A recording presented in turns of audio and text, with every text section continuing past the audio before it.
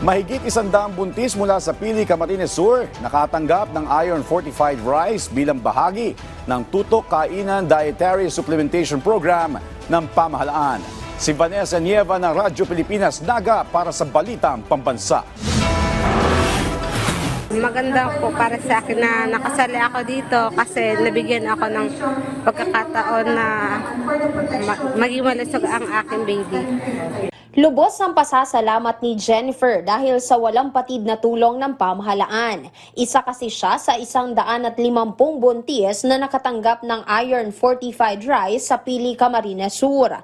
Bahagi ito ng ikalawang implementasyon ng Tutok Kainan Dietary Supplementation Program para maging malusog ang kanilang pagbubuntis. Bukod sa iron fortified rice, may handog na libreng bitamina at check-up ang National Nutrition Council o NNC Bicol sa mga benepisyaryo sa Pili na kabilang sa mga bayan na napiling target area ng programa. Ang pinakagusto natin, ang goal natin ay maging healthy ang ating bayan para yung mga future leaders natin ay healthy din. So gusto natin ang sama-sama din tayo tungo sa magandang nutrisyon, nutrisyong sapat para sa lahat.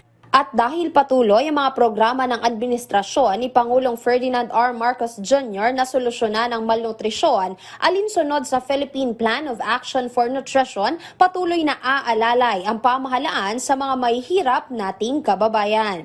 Mula sa Radyo Pilipinas Naga, Vanessa Nieva Paz para sa Balitang Pambansa.